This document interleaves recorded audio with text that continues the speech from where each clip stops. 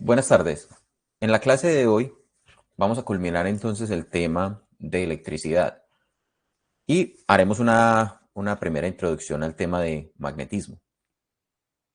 En el tema de electricidad entonces nos quedaba pendiente ver aún algo de dispositivos eléctricos para la medición. Entonces vamos a hablar un poco acerca de los dispositivos principales que se emplean para medir los diferentes parámetros en un circuito.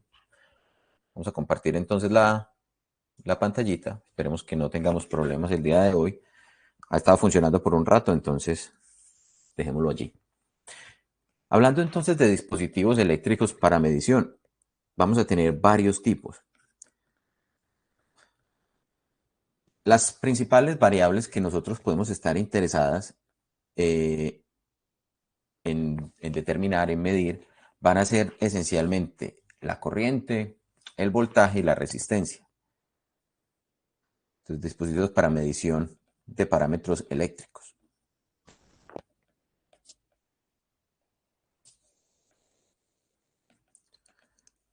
Hablemos entonces de la medición de la corriente. Vamos a medir medición de la corriente. Sabemos entonces que, por ejemplo, la corriente la medimos en amperios. Y el dispositivo que vamos a emplear se va a llamar amperímetro. Acá voy a hacer la suposición de que cada uno de los dispositivos de medición es un dispositivo independiente dedicado únicamente a medir esa variable o ese parámetro que yo quiero medir, pero debemos tener en cuenta que en la mayoría de las aplicaciones o en los casos que vamos a hacer algún tipo de medición, lo que nos vamos a encontrar más frecuentemente son dispositivos que tienen la capacidad de medir varias de las variables simultáneamente. Y a ese dispositivo es el que conocemos como multímetro.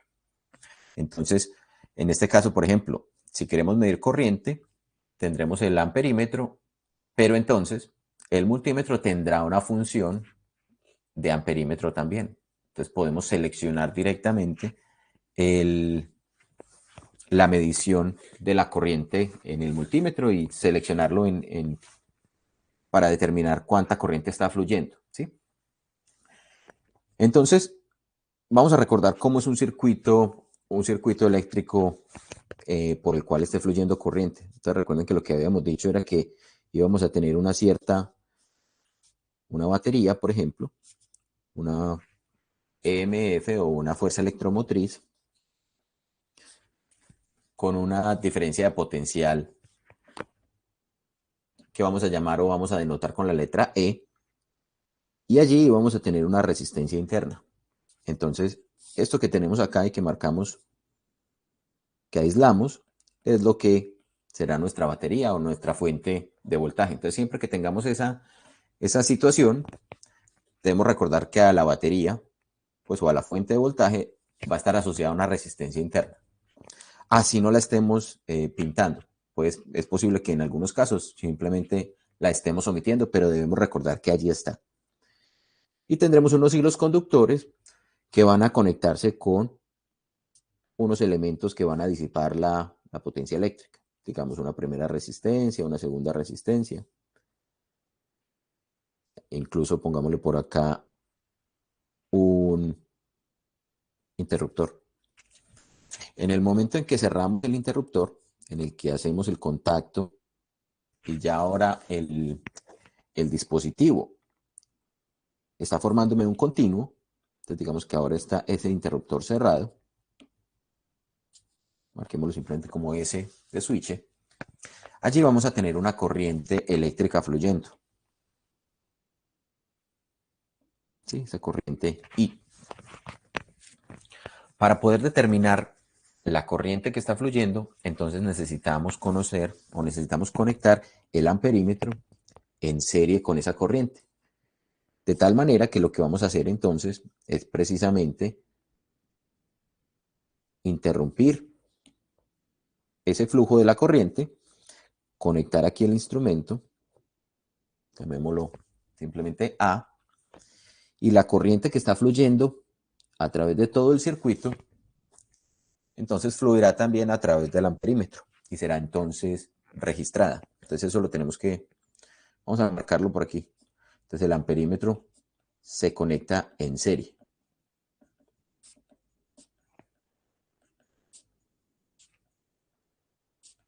Con el circuito.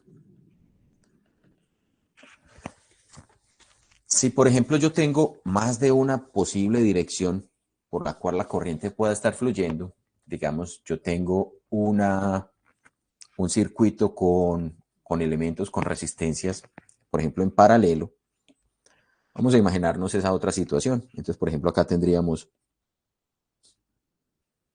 la batería. Digamos que por acá tenemos un switch que hemos cerrado.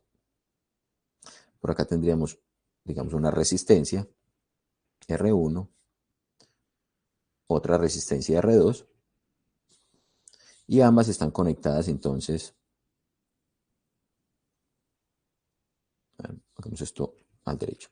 Y ambas están conectadas así en serie. Perdón, en paralelo.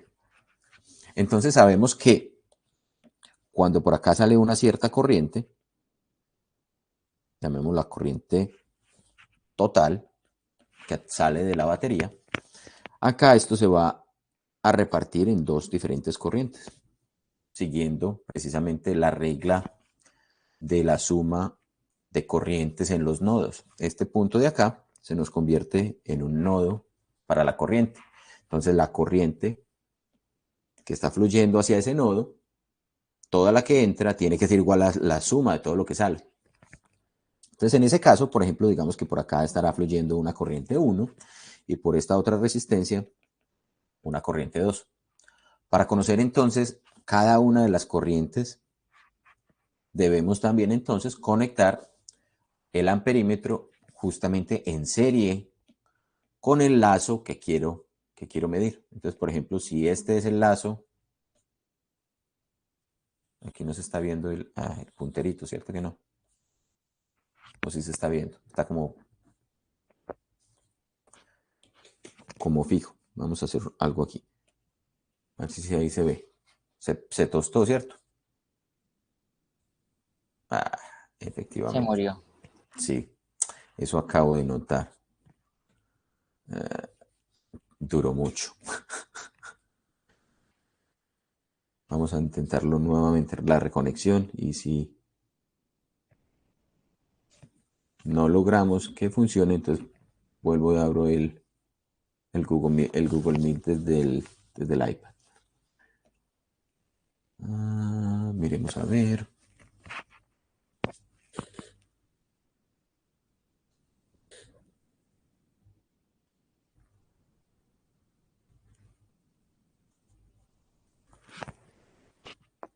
Dice que ahí está. Vamos a ver si ahora lo puedo volver a tomar. Ahí se alcanza a ver otra vez, ¿cierto? Sí, Juan. Ok, perfecto. Bien. Entonces les decía, resulta que acá en este nodo, entonces la corriente que está ingresando, la corriente total, se va a repartir en estas dos corrientes que están saliendo. Este otro nodo del otro lado, este que está en este punto de acá, en el punto inferior, tendrá entonces la contribución de la corriente 1 y de la corriente 2. Y entonces la corriente que salga desde ese nodo será otra vez la corriente total. Acá estamos considerando que no estamos acumulando ninguna carga en ninguna parte. Esta ecuación de la continuidad o de la conservación de la corriente no es otra cosa que la conservación de la carga, porque las cargas que salgan desde la terminal negativa de esta batería que consideramos aquí tendrán que necesariamente tomar un camino o el otro. Entonces, para medir la corriente, yo debo ubicar mi amperímetro también en serie.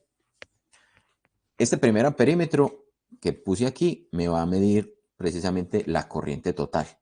Este va a estar encargado de medir la corriente total. Pero si yo quiero conocer exactamente cuánto es la corriente que va por la resistencia 1, es decir, la corriente 1, entonces debo poner un amperímetro aquí que me mida precisamente esa corriente. en serie únicamente con este ramal. Y de la misma manera, si yo quiero medir cuánta es la corriente que va por la resistencia 2, entonces pongo un amperímetro acá. Juan, tiene Hola, que Daniela. ser antes de la resistencia. O Puede se ser puede poner después. también se puede poner después de la resistencia. No hay Ah, ningún ok. problema. Porque la cantidad de corriente que está pasando no se está acumulando en la resistencia, ¿cierto? Las cargas que pasan a través de la resistencia no se están acumulando. Entonces se pueden poner antes o después. Listo. Vale, gracias. Bien. Entonces, como estamos conectando este dispositivo en serie, ese dispositivo será también un sitio por el cual las cargas tienen que atravesar.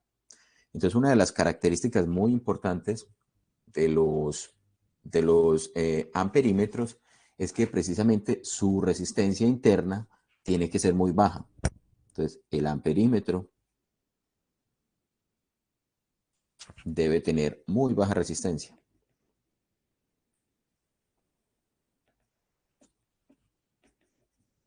Entonces, por lo general, los conductores internos en el amperímetro, para garantizar que tienen una muy baja resistencia, se hacen con hilos conductores recubiertos por lo general en oro, bañados en oro, garantizando que se tenga una resistencia muy pequeña.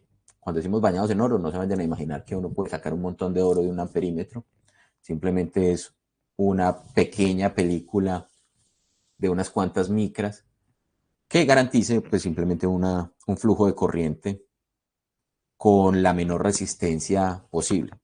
Cuando hablamos de muy baja resistencia, estamos hablando en fracciones de miliohmio.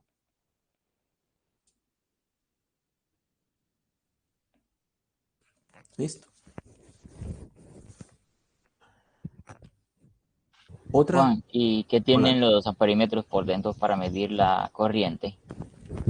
dependerá del tipo de amperímetro. Si estamos hablando de un amperímetro digital, tenemos unos circuitos que son capaces de hacer el conteo de la carga que está fluyendo, ¿sí?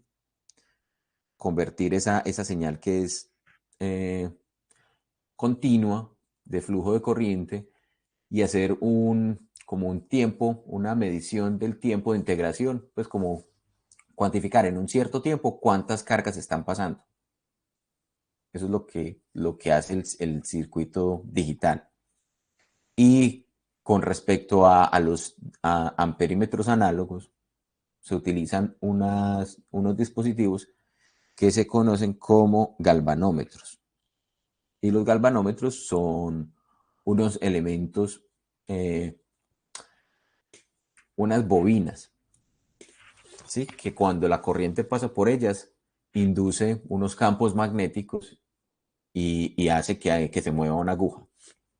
Pero de esa parte, digamos, del el funcionamiento del galvanómetro, podemos entender un poco más cuando veamos la parte o el tema del magnetismo, ¿cierto? El tema que veremos, digamos, luego del receso. Estaremos hablando del funcionamiento de los galvanómetros, pues, o de los funcionamientos de la interacción entre los circuitos eléctricos y los circuitos magnéticos, ¿sí? O en los elementos magnéticos. Bueno, entonces, estas son como las características principales que debe tener el amperímetro. Recuerden, se conecta en serie y lo que debe tener es un dispositivo o un sistema de muy baja resistencia. Lo otro que hay que tener en cuenta es dentro del amperímetro se conecta o se ubica un fusible, porque toda la corriente que esté pasando por allí, ¿cierto? Toda la corriente que pase por el dispositivo puede afectar, ¿cierto? La medición o el sistema digital que está allí. Y entonces, por lo general, se conecta a ese fusible de tal manera que si la corriente excede las capacidades del instrumento, el fusible simplemente falla, se revienta. Listo. Hablemos entonces de la medición del voltaje.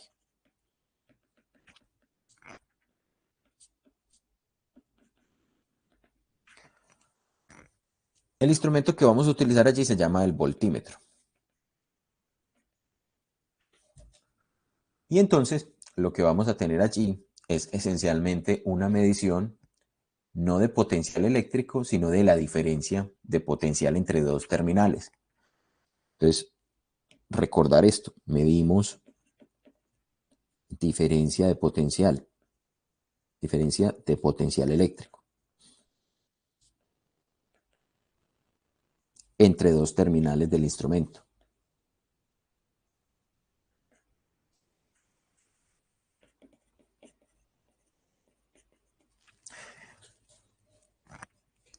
Entonces, esencialmente, ¿qué es lo que vamos a hacer?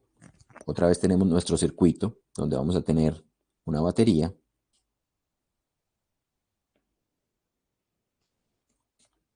Digamos, un interruptor que hemos cerrado. Batería. Y acá vamos a tener, digamos, una primera resistencia R1, una segunda resistencia R2. Entonces, ¿qué es lo que queremos hacer? Vamos a poner las terminales del instrumento de tal manera que conecten dos puntos en los que sepamos que hay una diferencia de potencial. Entonces acá pondremos el voltímetro. Miren que ese voltímetro lo que está haciendo, voy a ponerlo en dos colores diferentes, aquí simplemente por...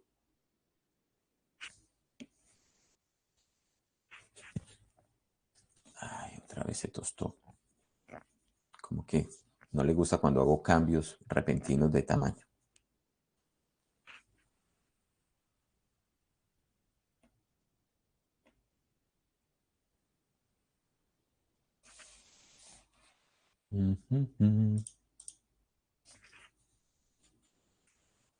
Sí, definitivamente no le gusta cuando hago cambios repentinos.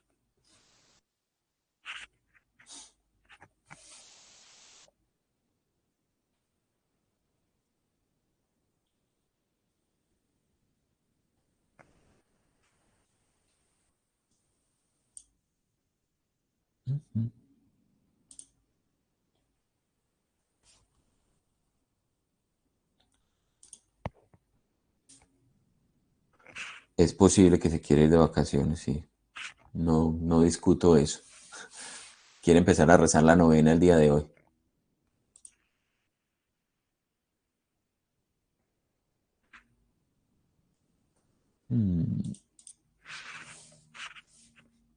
Ah, ya volvió. Bien. Entonces teníamos este instrumento, el voltímetro. Entonces entre el voltímetro vamos a tener dos terminales que son las que vamos a conectar entre dos puntos que queremos conocer su diferencia de potencial. Por lo general, los voltímetros van a tener una terminal que se llama la terminal 0 o la terminal de tierra o la terminal de referencia. Y la otra terminal es la que va a medir cuánta diferencia de potencial hay con respecto a la posición donde yo puse, digamos, esta que sería la de referencia. Entonces, digamos que esta, por ejemplo, esta puede ser la terminal de referencia.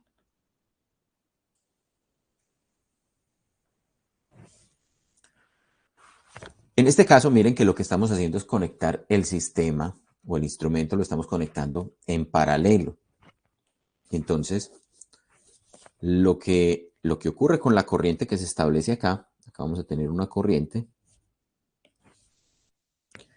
Miren que la corriente que está pasando por este primer elemento, o por esta primera resistencia, llega a lo que sería un nodo. En el momento en que yo conecto esta resistencia, este voltímetro, esto se me convierte en un nodo.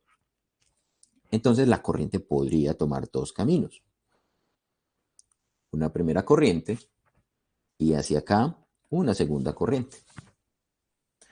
Entonces, ¿qué es lo que hace el instrumento? Básicamente, cuando tenemos esos dos caminos, el voltímetro internamente va a tener una resistencia muy grande. ¿Eso se hace con qué fin? Entonces, voltímetro, resistencia interna, muy grande. Cuando hablamos de muy grande, estamos hablando de que en un voltímetro de buena calidad, un voltímetro para aplicaciones científicas, la resistencia interna puede ser del orden de 10 gigaohmios.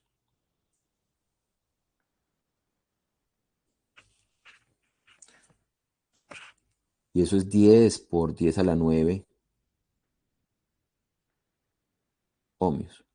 Miren que comparado con lo que teníamos en el amperímetro, que teníamos era fracciones de miliohmios, esto es muchos órdenes de magnitud mayor. ¿Alguien tiene idea de por qué queremos que esta resistencia sea lo más grande posible? Para que el instrumento no perturbe tanto la medición que queremos realizar. Exactamente, esa es la razón por la cual aquí ponemos una resistencia muy grande. Miren que acá es como si tuviéramos una resistencia, vamos a hacerla así. Esta es la señora resistencia. Y entonces la cantidad de cargas, cuando llegan a este punto, otra vez se tostó. No, no puede ser. Muchachos, hagamos una cosa, vámonos a hacer el cambio más bien para que esto no moleste tanto. Listo, espérenme un segundo, me enciendo o activo el Google Meet aquí, porque si no, vamos a... Juan, y es más fácil llegar a resistencias muy grandes que a resistencias muy pequeñas. ¿Me estás diciendo como en términos de la fabricación o en términos de qué, Eduardo? De la fabricación.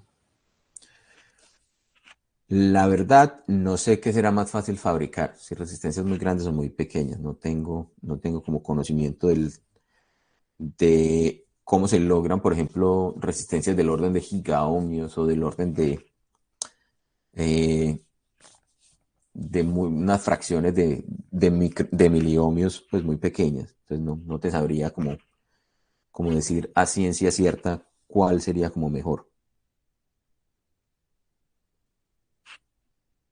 Esto no se supone que le estaba compartiendo ya. Mm, mm. A ver qué pasó con esto. Compartir pantalla. Hágale, comparta. Ahora sí. Listo. Eh, si quieren, ahora discutimos un poquito de cómo se fabrican, digamos, las resistencias convencionales. Algo así como qué podríamos lograr fabricando una resistencia de estas que están en los circuitos eléctricos. No sé si hay algún tipo de tecnología especial para lograr unas muy altas resistencias o unas muy bajas resistencias. No, esa parte sí no la sabría responder. Pero bien, entonces supongamos acá que tenemos una resistencia que es muy grande, esa resistencia interna. Precisamente lo que hace es que cuando las cargas van a tomar un camino o el otro, entonces dicen, no, por acá está muy difícil. Entonces, estos electrones que vienen por acá, dicen, por acá o sea, pasar esta resistencia es muy difícil, entonces me voy por el camino que me ofrezca menos resistencia. Sin embargo, algunos electrones van a tomar este camino, el camino difícil, y van a ser los que me van a permitir entonces hacer la cuantificación de cuánto sería el valor de la diferencia de potencial entre estos dos puntos. ¿Sí?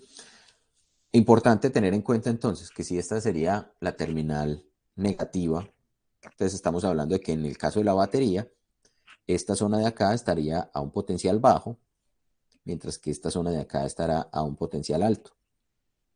Y entonces, como todo esto se me constituye en una equipotencial, todo esto va a quedar al mismo potencial, al igual que todo este tramo de aquí. Entonces, la medición bajo estas condiciones, utilizando esto como referencia, este punto inferior como referencia, me va a dar una diferencia de potencial positivo. Ahí como lo medí, La diferencia de potencial será mayor que cero. Si por el contrario, yo lo que hice fue tomar ese mismo circuito, simplemente a repetirlo, dupliquémoslo acá, pero voy a cambiar el orden de las terminales. Es más, lo puedo cambiar así más fácil. Hagámoslo de esta manera. Cambiémoslo así. Digamos que esta es la terminal de referencia y ahora esta otra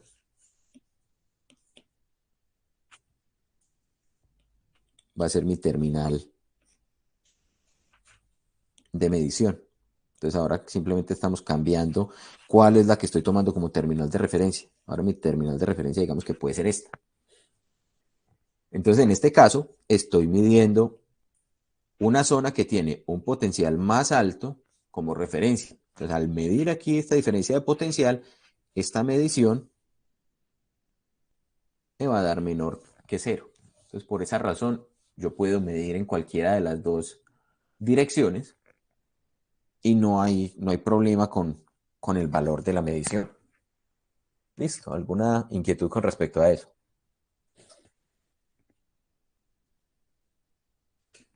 O sea, en el fondo los voltímetros y los amperímetros funcionan parecidos, son casi iguales, excepto que el voltímetro tiene una resistencia muy grande. Sí, exactamente. Por esa razón es que cuando se fabrican los multímetros, yo simplemente, o sea, yo puedo poner todos los sistemas de medición, todos los instrumentos en uno solo, y con el selector lo que estoy haciendo es redirigir la corriente a través de una resistencia muy pequeña si quiero hacer mediciones de corriente. O sea, poner la función de amperímetro. O si quiero poner una medición o hacer una medición de la diferencia de potencial, entonces pongo o selecciono la resistencia mucho más grande. Listo. Entonces, en este Bueno, y caso, pues, perdón, sí, cuando no, se va a medir la resistencia, lo que se hace es inducir un voltaje. Bueno, que el voltímetro funcione como fuente. sí, señor. Eso es exactamente la medición de la resistencia. Ok. Entonces, la medición de resistencia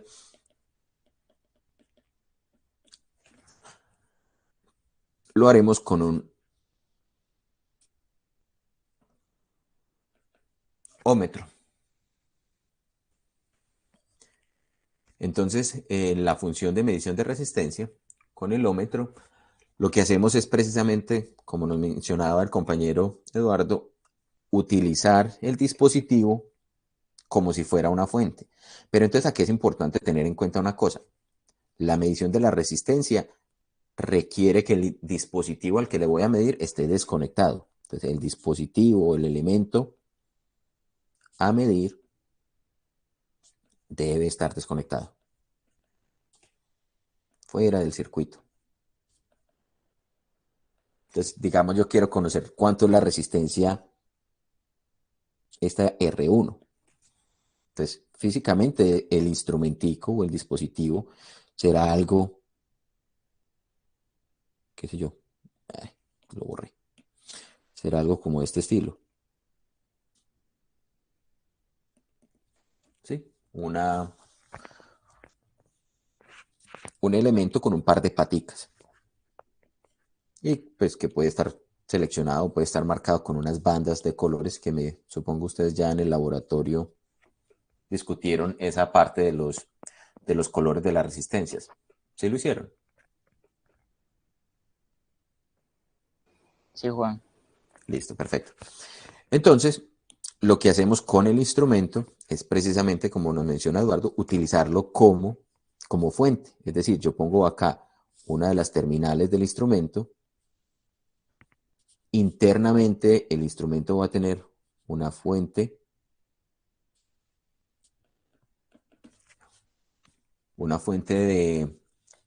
de voltaje, una resistencia muy pequeñita, ¿sí?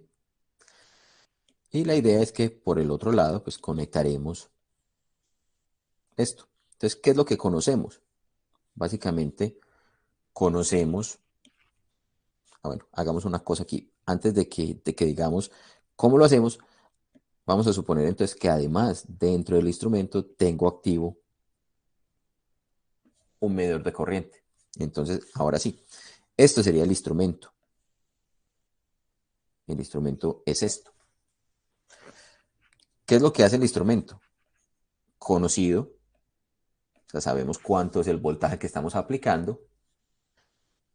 Medimos la resistencia porque acá se va a generar, medimos la corriente porque acá se va a generar una cierta corriente, una corriente proveniente del instrumento, actuando como fuente.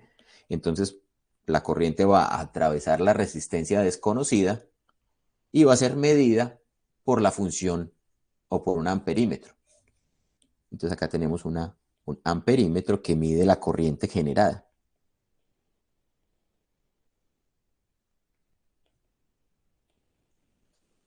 La I generada por el instrumento. Listo. Entonces, si ustedes miran, por ejemplo, un amperímetro, un multímetro, a los multímetros hay que ponerles unas baterías. Esas baterías no solamente son para que funcione, digamos, la pantalla o qué sé yo, y los circuitos, sino también cuando está en la función de resistencia, se requiere conocer o se requiere emplear una diferencia de potencial que genere una corriente sobre ese elemento que yo quiero medir. Listo. Y entonces aquí simplemente aplicamos ley de Ohm. Es esencialmente lo que hacemos. Conocemos que cuánto es la diferencia de potencial aplicada y eso va a ser igual a la corriente medida o la corriente generada por el instrumento multiplicado por la resistencia desconocida. Esta es mi incógnita aquí. Listo. Simplemente despejamos allí. ¿Por qué no podemos hacer la medición directamente con el instrumento o con el circuito, perdón, conectado? ¿Por qué lo tenemos que hacer con el elemento desconectado? Alguien que no sea Eduardo que me cuente o que intuya por qué no podemos hacerlo con el circuito conectado, ¿cierto? Con el instrumento que yo quiero conocer.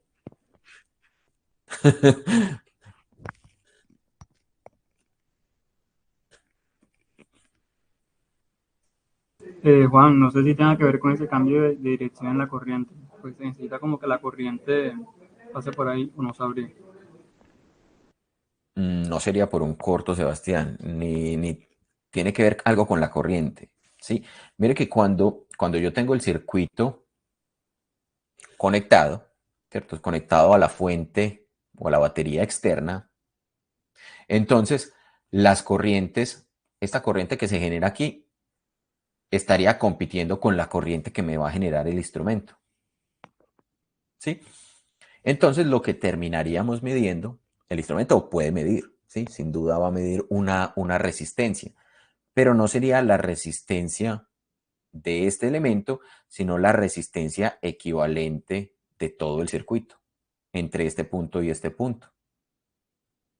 Y sería considerar todo lo demás que esté pegado al elemento.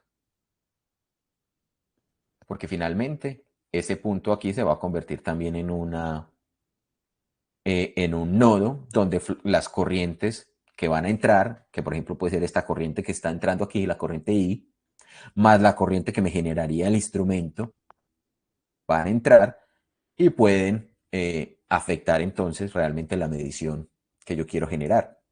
Y después del elemento a medir, acá tendríamos otro nodo. Entonces la corriente que voy a registrar por este amperímetro pues no será justamente la debida al instrumento. Entonces esta aplicación de la ley de Ohm aquí no tendría sentido. ¿Listo? ¿Alguna inquietud?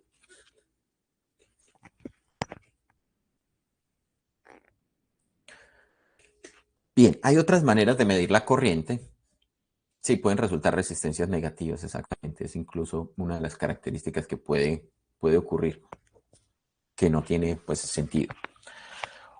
Hay otras maneras de medir corriente que no las estamos discutiendo acá porque todavía no hemos discutido acerca del efecto de las corrientes con con el entorno. Pero para que tengamos una idea, algunos instrumentos de medición, por ejemplo, toman un hilo por donde esté pasando la corriente, ¿sí? Digamos que por acá está fluyendo una cierta corriente.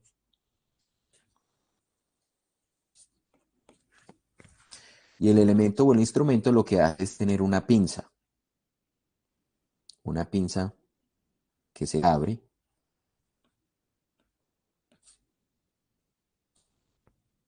Que tiene estas dos mitades, por ejemplo.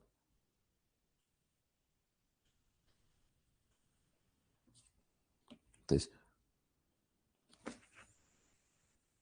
y acá viene pegado, ¿cierto? El instrumento. Esto también me permite medir la corriente. Esto me dará un valor en amperios. Esa aplicación de medición de la corriente la vamos a entender mejor cuando hablemos del magnetismo. ¿Listo? Pero tiene la ventaja, por ejemplo, de que yo puedo medir la corriente sin tener que interrumpir el circuito. O sea, sin tener que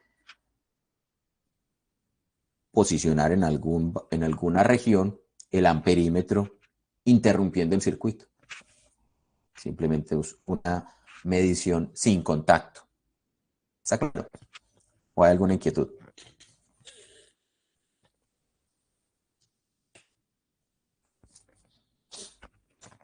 Bueno, finalmente hablando entonces de cómo se fabrican las resistencias, resulta que las resistencias están hechas de carbono. O las resistencias, digamos, de uso convencional.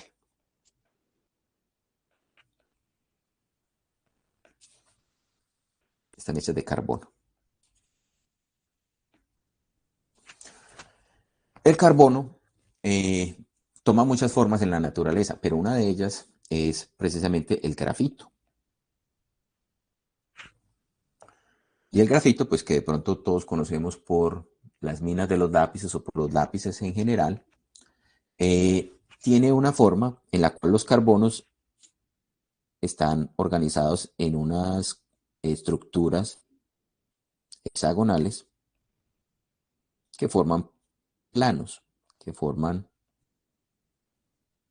estos, ¿cómo las llamamos? Estos patrones, ¿sí? Donde todos los carbonos van alineados o van ubicados en planos, y para formar el volumen lo que tenemos es estos carbonos se juntan y forman unos enlaces ¿cierto? Entre la lámina de arriba y la lámina de abajo. ¿Sí?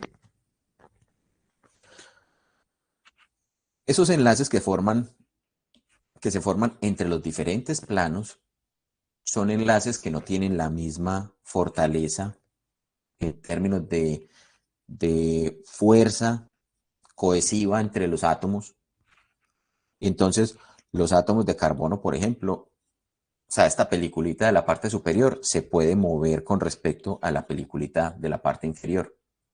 Eso, por ejemplo, es una de las características por las cuales nosotros podemos escribir con un lápiz, porque precisamente la película o el carbono como tal se va rompiendo entre un plano y otro cuando sucede la fricción. ¿Sí? Supongamos que esta es la punta del lápiz, entonces toda esta parte de acá la estamos moviendo. Entonces simplemente este plano de aquí o estos átomos de aquí quedan adheridos al papel. Y este resto de átomos pues se va con la punta del lápiz. Esa es otra razón por la cual también entonces el carbono o el grafito particularmente tiene muchas aplicaciones en lo que tiene que ver con lubricación. En algunos casos, algunas máquinas no se lubrican utilizando aceite o grasa, sino que se lubrican utilizando grafito. Se llama lubricación seca. Bien, pero ¿qué tiene que ver eso con la resistencia eléctrica? ¿Cierto? Ahora ya no con la resistencia mecánica de los materiales, sino con la resistencia eléctrica. Resulta que por esa configuración que tienen las moléculas perdón, o los átomos de carbono, la corriente eléctrica va a tener una cierta capacidad de fluir en una dirección. Entonces, digamos, si la corriente eléctrica va a fluir en esta dirección, se va a encontrar una cierta resistencia eléctrica, ¿sí? Entonces vamos a tener asociados a esta dirección horizontal una resistividad, digamos, en este caso horizontal, donde las cargas eléctricas van a poderse mover fácilmente a lo largo del plano. Mientras que como los planos atómicos están separados a una cierta distancia, si la corriente eléctrica la hacemos fluir, digamos, en esta dirección, en esta corriente vertical, por ejemplo, las cargas van a tener una resistividad diferente o van a encontrarse un material con una resistividad diferente. Entonces, ¿cómo se logra, por ejemplo, formar una resistencia de un valor particular? Entonces, lo que se hace es precisamente tomar un trozo de grafito y cortarlo de tal manera que los planos, estos diferentes planos atómicos, queden orientados en una cierta forma. Entonces, por ejemplo, digamos que la resistencia o la resistividad vertical es mayor que la resistividad horizontal. Entonces, si yo quiero obtener la máxima resistividad o la máxima resistencia en el elemento, entonces ubico los planos atómicos de tal forma que me queden todos orientados de esta manera. Y entonces la corriente eléctrica, esos serían los terminales de mi elemento, la corriente eléctrica que vaya a fluir por allí se va a encontrar que todos los elementos van a estar orientados en la dirección de la máxima resistividad. Ah, yo quiero modificar eso un poco. Quiero obtener otro valor de resistencia. Mismo elemento, mismas dimensiones, pero oriento los cortes de los planos atómicos a una diferente inclinación, a un ángulo. Y entonces, ¿qué pasa con las cargas? Pues cuando la corriente eléctrica viene por aquí, se va a encontrar que en la dirección, cuando está viajando en esta dirección, pues va a tener una máxima resistividad, pero cuando está viajando en esta dirección, va a tener una resistividad menor. Entonces, en promedio, la resistividad va a ser diferente, ¿cierto? Va a ser un valor intermedio. Y si quiero la mínima resistividad, pues entonces oriento los planos de tal manera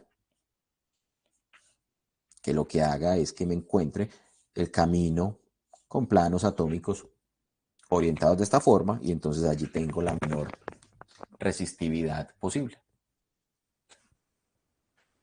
¿Con qué puede jugar uno? Uno puede jugar con entonces la orientación de los planos, se puede jugar también con las dimensiones geométricas, puede ser más largo. Recuerden que a mayor longitud a recorrer, mayor será la resistencia. Se puede jugar con el área, puedo aumentar el área, hacerla más grande, y entonces en ese caso, si hago el área más grande, tendré menor resistencia, y así es sucesivamente. Listo. Entonces, más o menos nos queda como claro la manera de fabricar las resistencias eléctricas y cómo puedo sintonizar, esa sería la palabra, sintonizar efectivamente la resistencia que yo quiero obtener en el dispositivo o en el elementico. ¿Sí? ¿No? Sí, Juan, esos planos siempre Sí. están como paralelos por naturaleza entre sí. Dentro de un mismo granito de grafito, sí. Sí, en un granito de grafito, sí. Aquí estoy asumiendo que tenemos un monolito, pues un grano único de grafito. Pero realmente el grafito, pues, y muchos materiales cristalográficos, realmente cuando uno los observa, vienen en granitos. Y entonces dentro de un granito, digamos, los planos están orientados así, dentro de este otro granito van a estar orientados así, dentro de este pueden estar orientados de esta manera, ¿sí?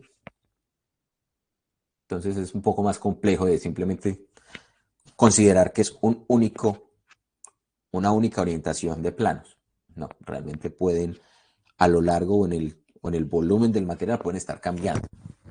Pero la idea es que se caracteriza pues el material antes de fabricar la resistencia para conocer entonces en qué orientación sería como la más adecuada hacer digamos, hacer los cortes y fabricar el dispositivo. Listo. Listo. Bien. Ahora hablemos de este otro tema, que sería el tema con el que culminamos lo que incluye el examen, que son los circuitos con resistencias y capacitores.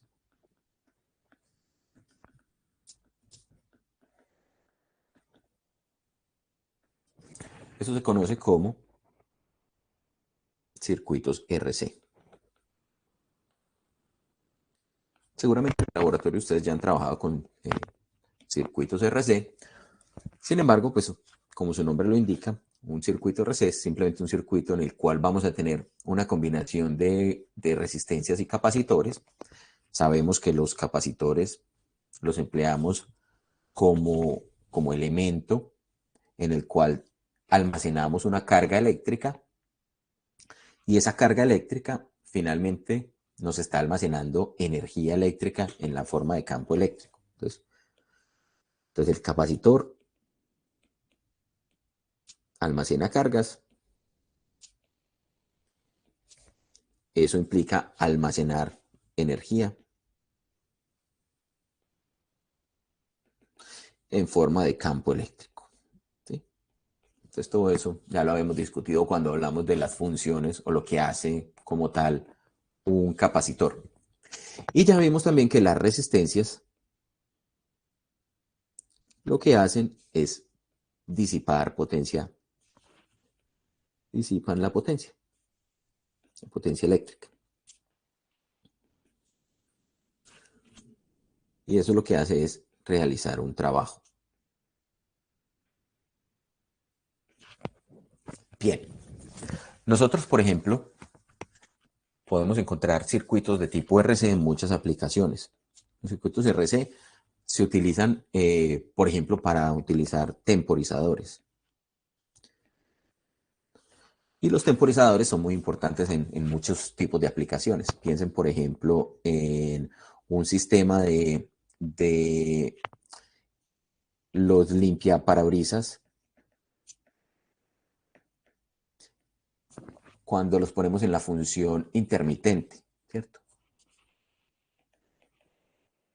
Nos damos cuenta que, por ejemplo, un limpiaparabrisas se mueve, o si no está lloviendo muy duro, simplemente uno activa el sistema y el limpiaparabrisas, por ejemplo, hace un barrido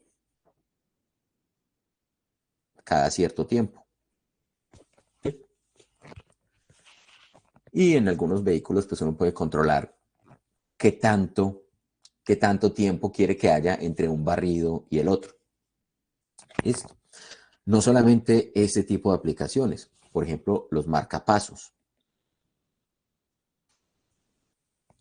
Los marcapasos se emplean, por ejemplo, cuando a alguna persona el corazón no le produce los impulsos o los pulsos eléctricos suficientes para controlar las contracciones del corazón, ¿cierto? Entonces, en muchas ocasiones, control de contracciones del corazón. En algunos casos, por ejemplo, hay algunas personas que sufren de arritmias cardíacas. Cuando decimos arritmias, estamos hablando de una falta de ritmo en las pulsaciones. Ocurren o muy frecuentemente, o ocurren muy espaciadas, o ocurren con frecuencias variables, sin forma, pues, o sin que haya una causa aparente. Entonces, con los marcapasos se controlan esos pulsos. Entonces, ¿qué es lo que hace, por ejemplo, un marcapasos? El marcapasos también tiene internamente unos circuitos RC en los cuales podemos controlar el tiempo en los cuales se carga y se va descargando un cierto capacitor. Y en muchas ocasiones, digamos, los marcapasos, ya de algunos, ¿sí? Un par de décadas para acá, tienen no solamente la función de mandar impulsos eléctricos, sino que también tienen sensores que detectan el movimiento de la persona, ¿cierto? El movimiento del cuerpo, el ritmo de la respiración, con el fin de incrementar la frecuencia de esas señales, o sea, mandar descargas del capacitor muchas más veces por minuto, si lo que está ocurriendo es que la persona está haciendo ejercicio, ¿cierto? Si por ejemplo, nos vamos a las primeras aplicaciones, las primeras intervenciones que se hizo para corregir arritmias cardíacas, las personas una vez le ponían el marcapasos, sencillamente ya no podían volver a hacer ejercicio, porque el marcapasos solamente iba a funcionar a una cierta frecuencia. Pero en este momento, si una persona requiere un marcapasos, no va a tener ese problema de no poder, digamos, hacer una vida pues, un poco más normal, ¿cierto? Entonces, por ejemplo, ese tipo de circuitos también se emplean allí. ¿Listo? Otro tipo de circuitos temporizadores, las luces estroboscópicas. Las luces estroboscópicas de pronto las reconocemos o las identificamos con las luces que tienen las discotecas, que se encienden y se apagan muchas veces en un corto periodo de tiempo. Pero también hay unas aplicaciones de las luces estroboscópicas que se emplean, por ejemplo, en reparación de elementos mecánicos, en sincronización entre dispositivos que tienen que estar moviéndose o rotando a la misma velocidad. Entonces, para eso también se utilizan luces estroboscópicas. Entonces, sería una luz que se enciende y se apaga muy frecuentemente. Listo. Vamos entonces, con esa breve introducción a los circuitos RC, vamos a imaginarnos un primer circuito que va a estar alimentado por una batería. En este caso no voy a ponerle la resistencia interna de la batería, pero ustedes saben que esa batería va a tener una resistencia interna. Listo. Entonces acá vamos a tener esa batería, sus terminales positiva y negativa, y vamos a imaginarnos el circuito con unos ciertos puntos. Un punto A, un punto B, y este sería vamos a hacerlo un poquito más cerquita, un switch o un interruptor de dos posiciones. ¿Cómo así de dos posiciones? Él va a estar en un estado en el cual yo lo puedo desplazar, bien sea para que se me conecte con el terminal A o que se me conecte con el terminal B. Y pegado a ese interruptor, pues voy a tener, por ejemplo, una resistencia y un capacitor. ¿Sí? Un capacitor que tiene una cierta capacitancia C. Y acá vamos a poner entonces, conectado a esta terminal, conectemos el capacitor y conectado a este punto,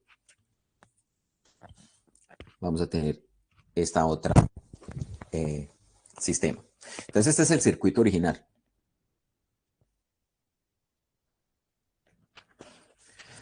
Miren entonces que dependiendo de dónde pongamos este interruptor, si lo conectamos con A, vamos a tener una corriente que va a fluir a través de estos elementos, o si lo conectamos en B, estamos aislando completamente esta batería. Estamos solamente dejando conectados entre sí la resistencia y el capacitor. Listo. Muy bien. Entonces vamos a imaginar la primera situación. Vamos a partir de que el capacitor está completamente descargado. Entonces vamos a hablar de cómo se carga el capacitor.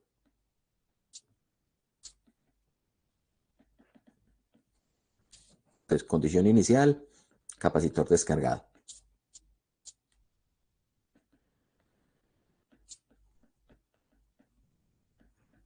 Listo. Muy bien, entonces, lo que haríamos entonces es precisamente, bueno, aquí me faltó poner que esto es el voltaje o la diferencia de potencial que genera esa batería. Vamos a dibujar entonces la posición o el interruptor en la posición A. Entonces vamos ahora aquí la batería, aquí la posición A para mi interruptor, la resistencia, este capacitor, y me puedo olvidar, podemos ponerlo por aquí, pero sabemos que no va a hacer nada, la posición B. Entonces estamos diciendo, estoy poniendo ese interruptor justamente conectado de esta manera. ¿Qué es lo que va a ocurrir entonces?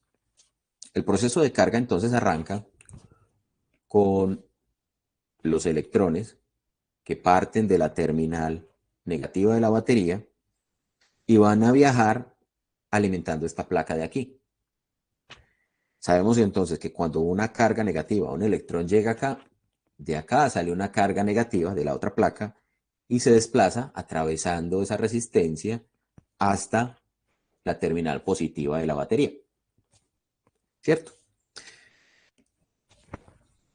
En términos de la corriente eléctrica convencional, sabemos entonces que acá vamos a tener una corriente que iría en este sentido. ¿Sí? Esta es la corriente eléctrica convencional. Sabemos que a través de el capacitor no hay un viaje de cargas, pero como de acá, cuando una vez llega un electrón acá, inmediatamente sale un electrón de la otra placa hacia la terminal positiva, entonces es como si tuviéramos un flujo continuo. ¿Sí? Vamos a marcar aquí unos puntos para que discutamos cómo son los diferentes potenciales eléctricos en cada una de las posiciones. Entonces llamemos el punto A, el punto B, por acá marquemos este como punto C y este último como punto D. Entonces, miren que el potencial de la batería sería la misma diferencia de potencial que hay entre el punto A y el punto B. Allí no hay nada distinto, estamos viendo la diferencia de potencial entre estos dos puntos. Eso es correspondiente al voltaje de la batería. Sobre la resistencia. Sobre la resistencia, si yo mido el potencial entre B y C, entonces tendremos el potencial asociado a la Pongo una resistencia. pregunta. ¿Sí? ¿El voltaje de la batería ahí es con respecto a quién? Lo estoy tomando con respecto, lo puedo tomar con respecto a este nivel. Sí, asumiendo que esto es un terminal negativo y este es el terminal positivo. Bueno, a veces es que me confunde porque le pusiste allí B sub AB.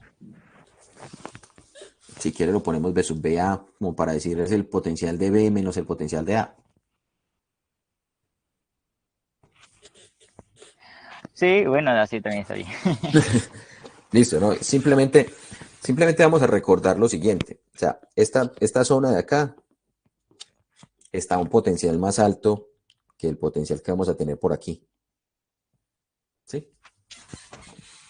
Entonces, justamente entre este punto, digamos, vamos a ponerlo con otro color. Si yo mido aquí el potencial que estoy midiendo acá, este potencial aquí sería, en este caso, o sea, si lo estoy midiendo, tomando como referencia B, el potencial en C va a ser menor, ¿sí? Que justamente fue lo que vimos ahorita, porque estábamos yendo de potenciales altos, una vez pasamos por la resistencia debe haber una caída de potencial, una vez pasamos por el capacitor debe haber otra caída de potencial, hasta llegar al potencial más bajo que tenemos en el circuito, que es el que nos está dando la terminal negativa de la batería. ¿Sí? No se preocupen en este momento por los valores, pongámoslo así, pues, para que no nos queden unas dudas. Es el valor absoluto del potencial en los diferentes puntos. ¿Listo? Ahora, cuando definamos las ecuaciones, entonces sí le vamos a poner, o sí le vamos a poner cuidado a donde hay una disminución de potencial. ¿Está claro? Miren pues Bueno, entonces miren que lo que vamos a hacer acá es, ¿cierto? Asumir que como la corriente la estamos considerando en esta dirección, pues para esta resistencia, esto está a potencial alto y esto está a potencial bajo. ¿Sí? Y en las placas del capacitor, ya habíamos dicho, es que acá llegan cargas negativas y acá quedan cargas positivas, la misma cantidad. Entonces miren que también yo puedo asumir que en términos de la corriente es como si fuera, yo las que estoy viendo es como si fuera, como si viajara de potencial alto a potencial bajo. O sea, no estamos haciendo nada raro. Tanto la resistencia como el capacitor son elementos pasivos en mi circuito. ¿Listo? Entonces tengo R y C allí. Bueno, y por último, entonces vamos a poner el potencial a través del capacitor. Sería la magnitud del potencial entre los puntos C y D. Serían los tres elementos que vamos a tener allí. ¿Qué pasa entonces cuando consideramos el tiempo? Entonces resulta, si ustedes recuerdan, la corriente es cómo fluye la carga en una cierta cantidad de tiempo. Entonces el tiempo va a ser importante acá. Resulta que cuando el tiempo es 0, entonces necesariamente no hay carga en el capacitor. ¿Cuándo vamos a contar el tiempo 0 y empezar a correr ese tiempo? Justamente en el momento en el que cerramos este circuito. Entonces, si no hay carga en el capacitor, miren que nosotros hemos definido justamente la capacitancia como la diferencia, perdón, la relación que hay entre la carga y la diferencia de potencial. Entonces, estamos en una situación donde no tenemos carga en este elemento, ¿cierto? Aquí de pronto voy a decir una cosa que va a sonar un poquito o que puede ser un poquito inexacta, pero miren que entonces la carga almacenada es 0 y justamente acá también vamos a tener una diferencia de potencial entre estos dos elementos que sería 0.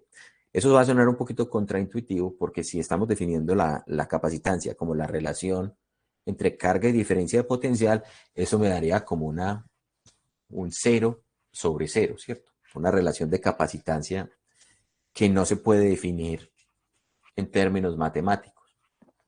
Sin embargo, voy a apelar a la otra expresión que teníamos para la capacitancia, en donde decíamos que la capacitancia es dependiente de la geometría.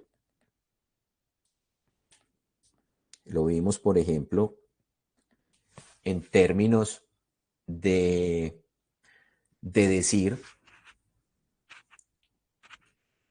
o de la simulación que hicimos. Recuerden que inclusive antes de conectar la batería, yo podía jugar con el área del capacitor, yo podía separar las placas o juntarlas, y ahí estaba inclusive, tenía valores de capacitancia, ¿cierto que sí? ¿Cierto? Entonces no quiere decir que sea un valor que sea incoherente.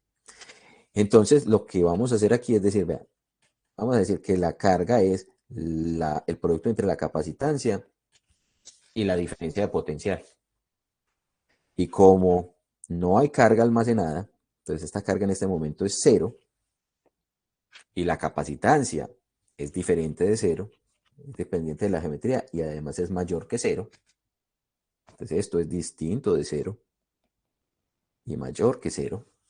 Entonces la única manera en que la carga sea 0 es que la diferencia de potencial en este caso sea 0. Pero entonces lo vamos a ver desde esta expresión y no desde esta. ¿Listo? Está claro ese argumento o ese razonamiento que estamos haciendo allí.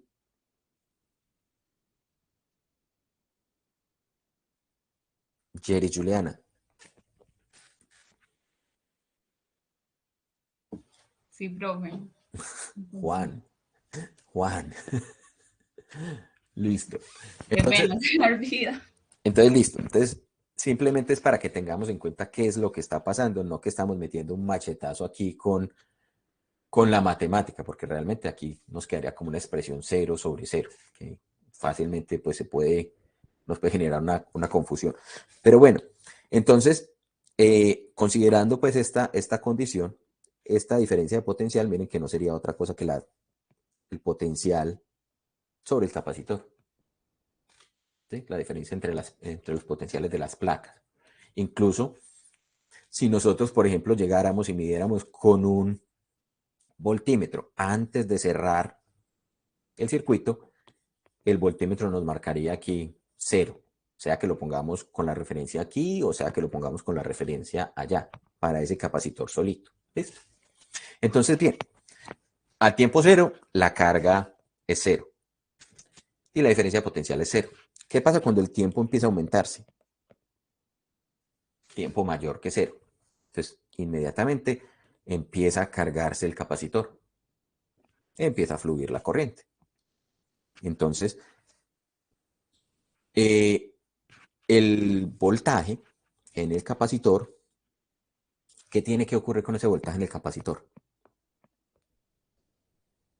Mantendrá constante, llegará a un máximo inmediato, empezará a reducirse. ¿Qué va a pasar con ese voltaje en el capacitor?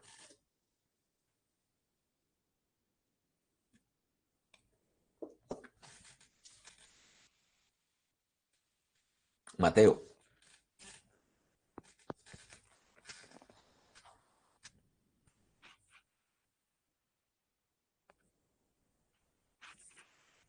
¿Qué pasó? Te preguntaba qué crees, qué es lo que ocurre cuando empezamos o cuando el tiempo empieza a aumentar. Ah, bueno, se desconectó.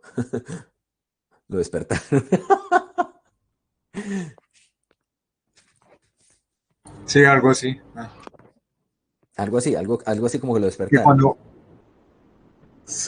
cuando empieza a generar voltaje en el circuito, O sea, cuando se cierra el interruptor, ¿qué le pasa a esta diferencia de potencial, que es la que estamos queriendo determinar? El potencial a través del capacitor.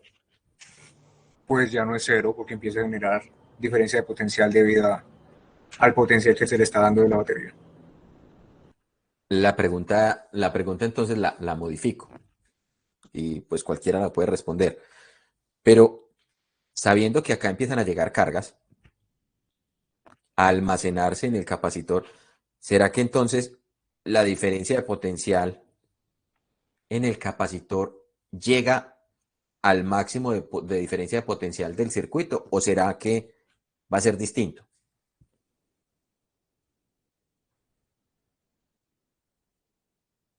Es distinto. Es distinto, ¿sí o no? Entonces, lo que va a empezar a pasar es, a medida que van llegando cargas al capacitor, esa diferencia de potencial empieza a incrementarse. ¿Listo? ¿Qué va a pasar cuando el tiempo sea muy largo? Cuando el tiempo tiende a infinito.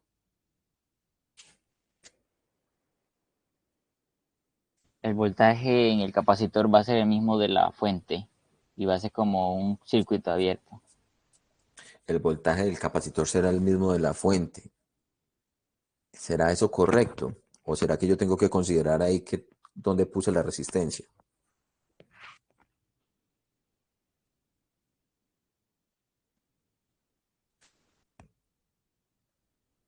Les dejo esa inquietud. Pero llegaremos a un máximo, ¿cierto? A un valor máximo de potencial. Y en ese momento, como acaba de mencionar Eduardo, nos va a quedar lo que se conoce como un circuito abierto. Es como si hubiéramos desconectado la fuente. Y entonces en ese caso, por ejemplo, la corriente va a ser 0. Acá no habíamos dicho qué pasaba con la corriente en el tiempo igual a 0. En el tiempo igual a 0, la corriente va a ser la máxima corriente. Y acá la corriente va a estar disminuyéndose a medida que va avanzando el tiempo. ¿Listo? ¿Qué es lo que vamos a entender o lo que vamos a tratar de de expresar aquí. Ahora vamos a hacerlo no de esta manera que es como medio intuitiva o medio tratando de adivinar qué es lo que está pasando, sino que vamos a hacerlo considerando precisamente lo que ya sabemos de las leyes de Kirchhoff. Entonces miremos cómo sería la carga del capacitor apelando, ¿cierto?, a las leyes de Kirchhoff.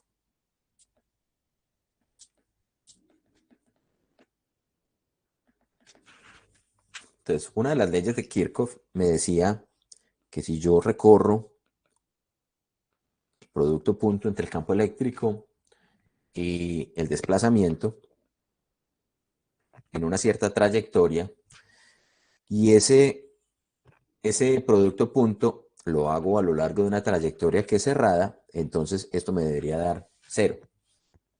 ¿Sí? Y entonces, ¿qué es lo que vamos a hacer allí? Vamos simplemente con nuestro circuito que tenemos por aquí, que simplemente voy a copiar, pegar por aquí abajo. Voy a copiar y volvamos a poner aquí, pegar. Quitemos esto de por aquí. Entonces vamos a hacer un lazo. Miren que acá tenemos esencialmente este lazo de aquí. Lazo A, B, C, D, A. Ese es el lazo que vamos a seguir en este punto. ¿Sí? Entonces, vamos de A a B. Estamos incrementando el potencial. ¿En qué cantidad? En el potencial B de la batería. Vamos, si quieren lo ponemos así simplemente como B o B de la batería. Entonces el potencial aumenta. Luego, vamos a atravesar la resistencia. La resistencia, pues tiene un valor R. Entonces vamos a tener una reducción de potencial correspondiente ¿a quién? Al voltaje o a la caída de voltaje sobre la resistencia, que será igual ¿a quién? A I por R. Y por último, nos vamos a encontrar el capacitor, donde también vamos de una región de potencial alto a una región de potencial bajo.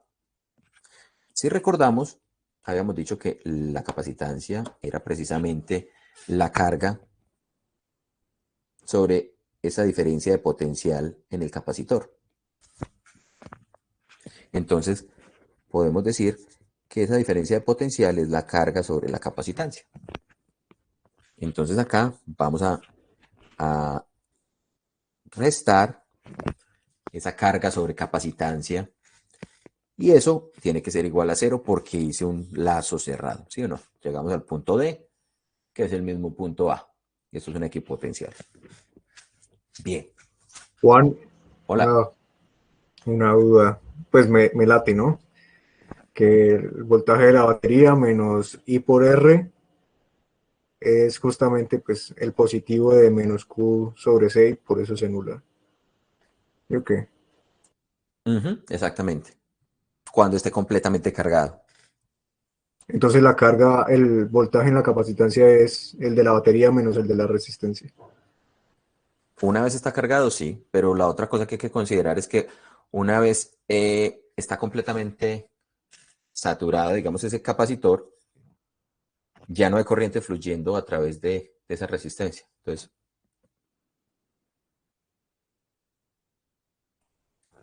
sí, digamos que ya no tenemos hacia dónde más mover cargas, entonces esto se empieza a comportar, como decía Eduardo, como si fuera un circuito abierto en ese punto.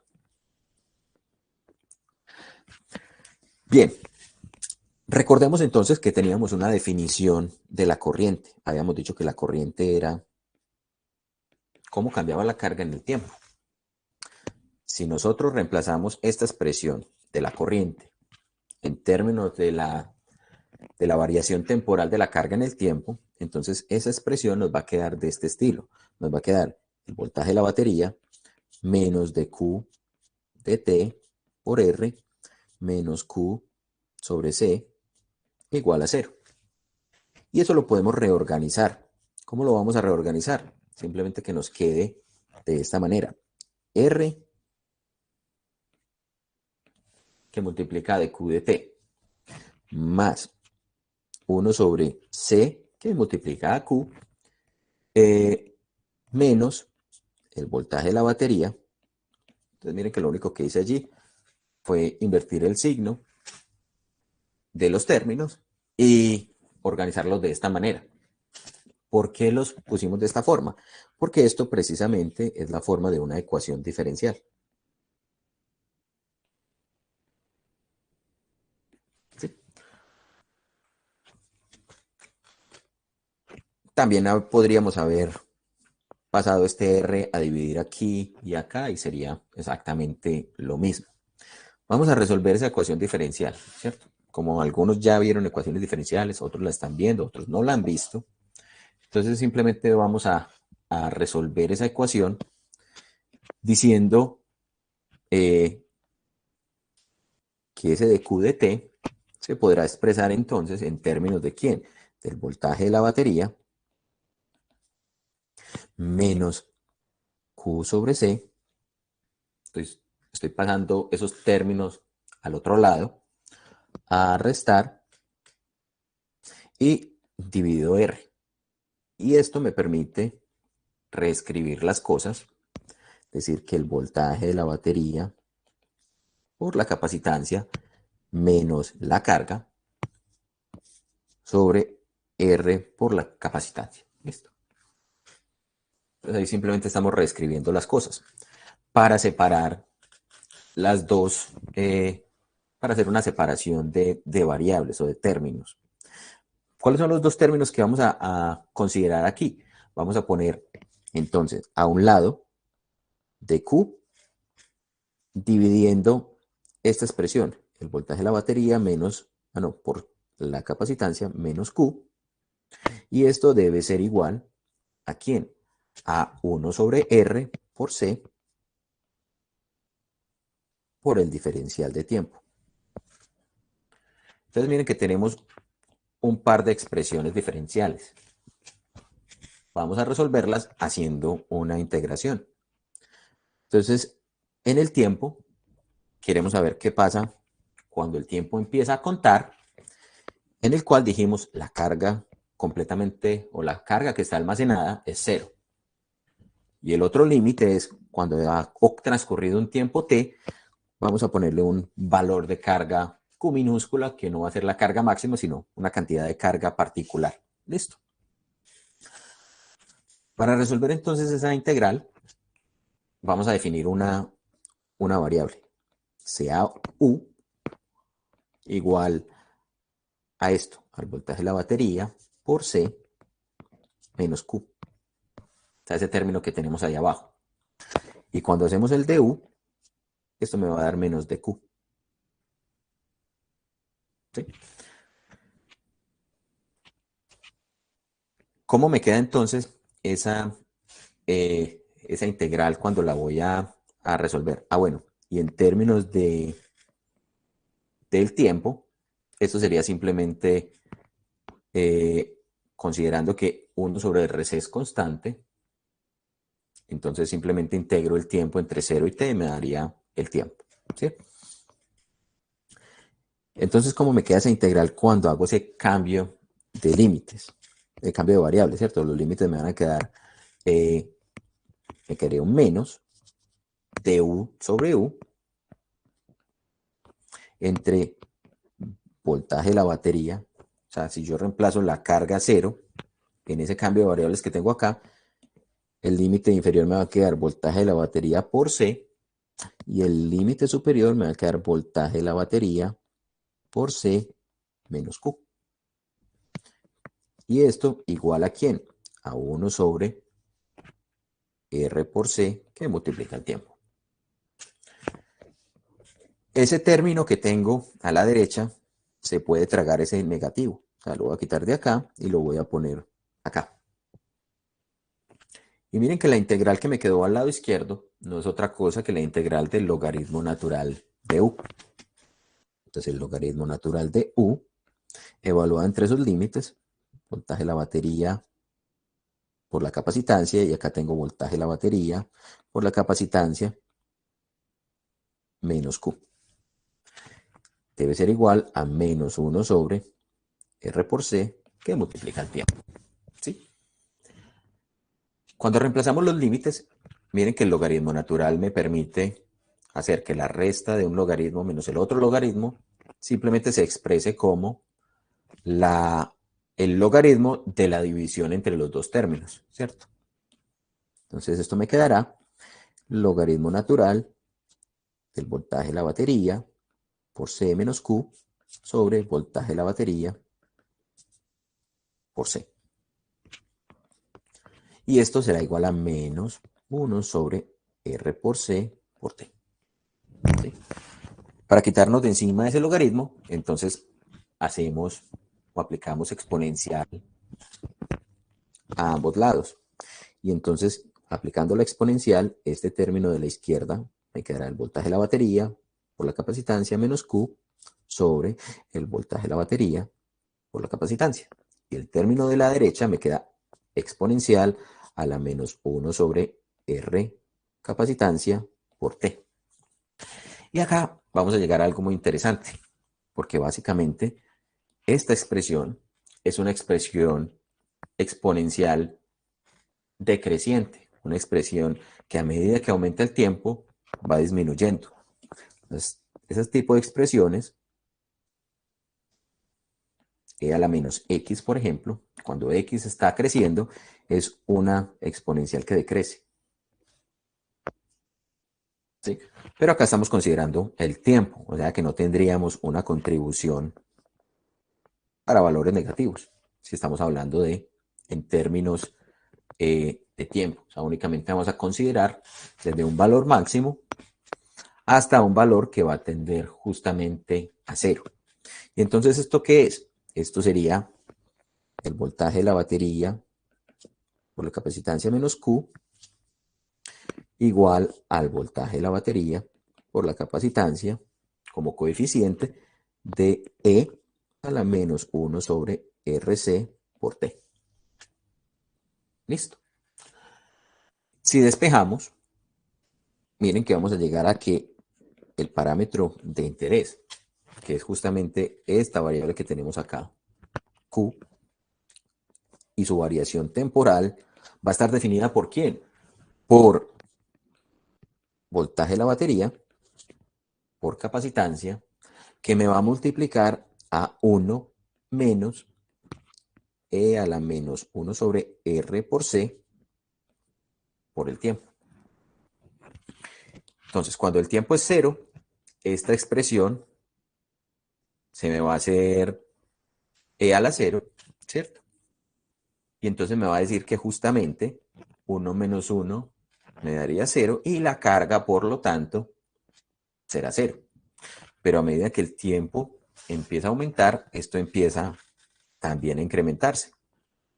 Y entonces, ¿cómo queda esa expresión de la carga? La carga en el tiempo, si yo la grafico,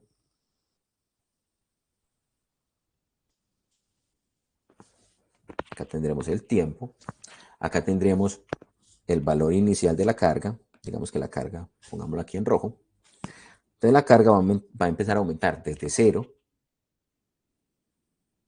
hasta tratar de alcanzar un valor máximo. ¿Por quién estará dado ese valor máximo? Ese valor máximo a la cual la carga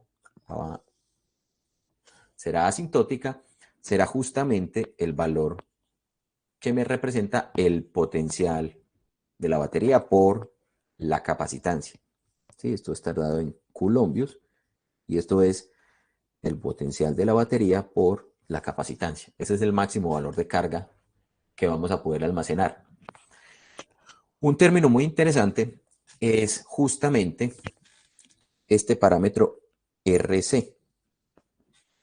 RC recibe el nombre de constante de tiempo. ¿Sí?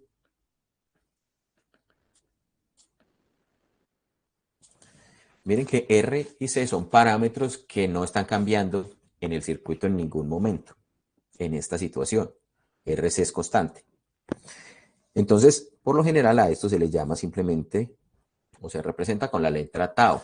Y entonces la ecuación nos va a quedar escrita como la carga en el tiempo, va a ser igual al potencial de la batería por la capacitancia por 1 menos E a la menos 1 sobre tau por el tiempo.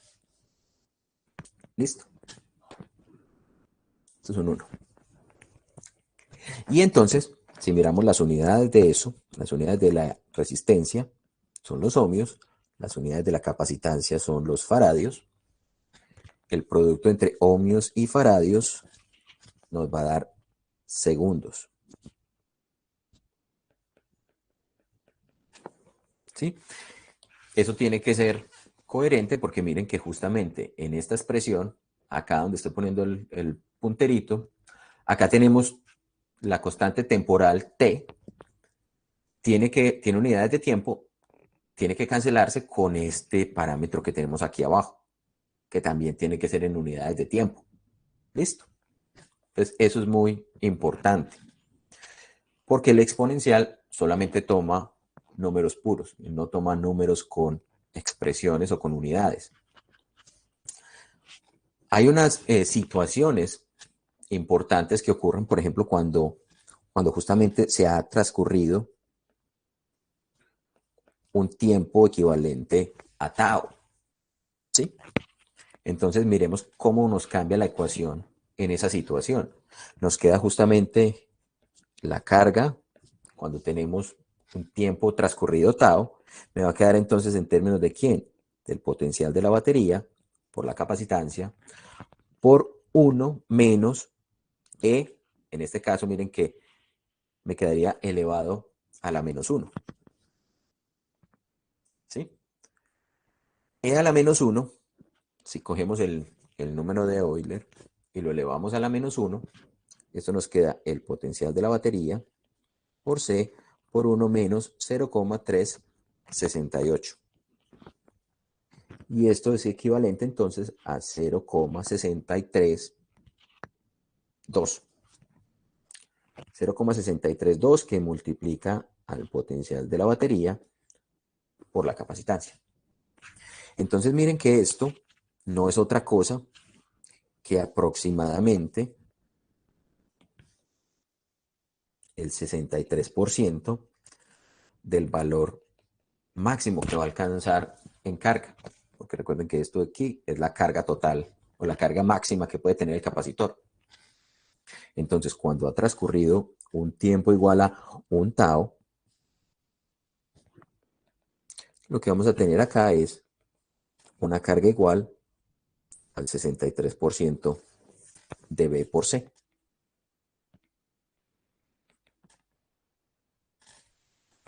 ¿Sí? ¿Qué pasa cuando ha transcurrido un tiempo igual a 2 taus?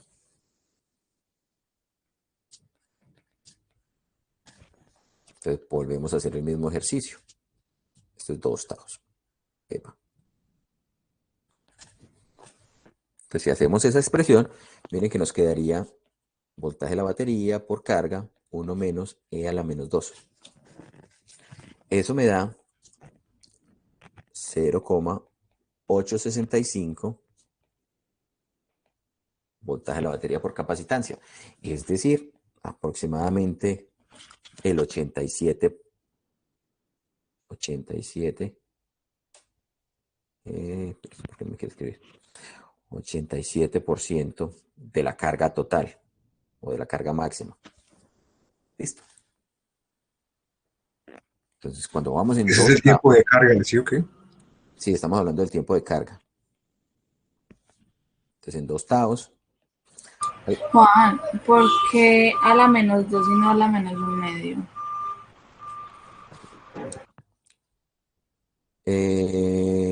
¿Por qué a la menos 2? Ah, tienes razón.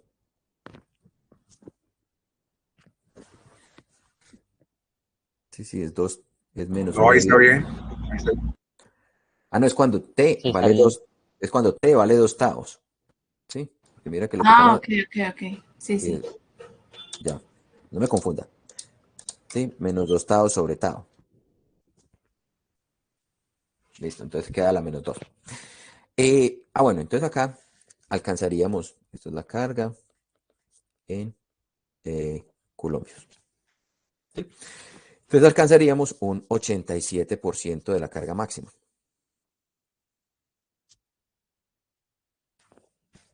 Llamemos a esto la carga máxima. Y cuando han pasado 3 taos, cuando T es igual a 3 taos, entonces la carga en 3 taos será el voltaje de la batería por la capacitancia por 1 menos E a la menos 3.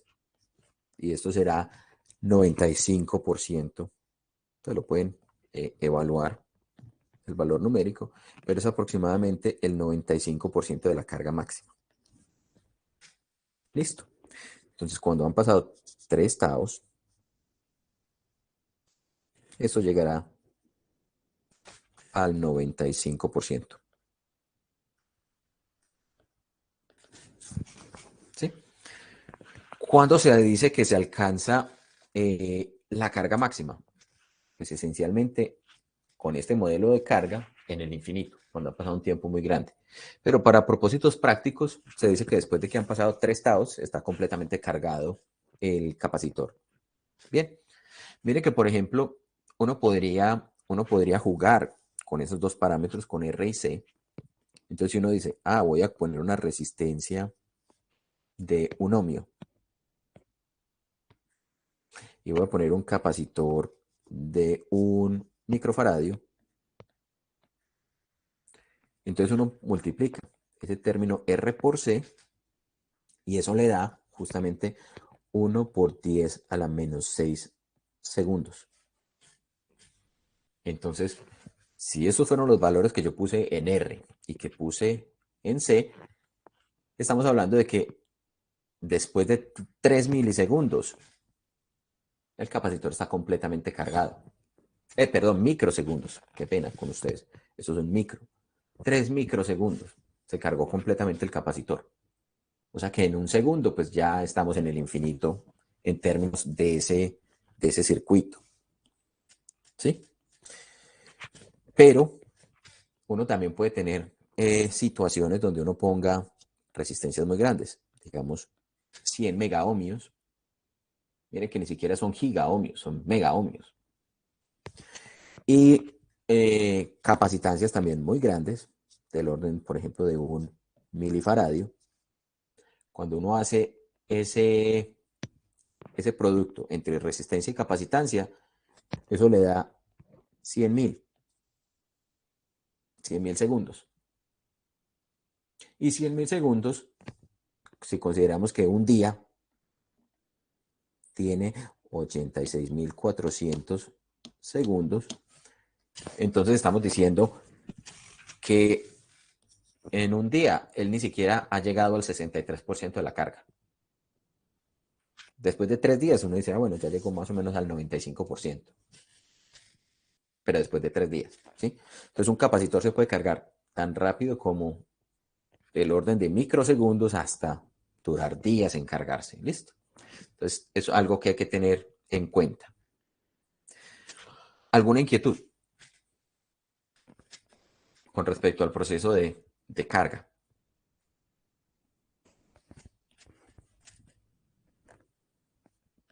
Eso es lo que hace el desfibrilador, ¿sí o qué? Se Yo también descarga. estaba leyendo de eso. Sí, el desfibrilador lo que tendría sería una batería que almacena la carga en un capacitor y cuando se aplica el choque eléctrico sobre el paciente, se descarga el capacitor. Y ya luego, pues tiene que pasar un cierto tiempo para que el capacitor vuelva y se cargue. Si no, no se carga, digamos, inmediatamente. Tiene un tiempito para llegar otra vez a almacenar la carga en el dispositivo. ¿Listo? Bien, hablemos de la corriente en el proceso o en el momento de la carga. Miren que la corriente, dijimos, es cómo cambia la carga en el tiempo. Entonces, ¿cómo cambia la carga? ¿Cómo varía temporalmente la expresión que tenemos allí de la carga? Y la expresión de la carga es el voltaje de la batería por la capacitancia por 1 menos E a la menos 1 sobre tau T.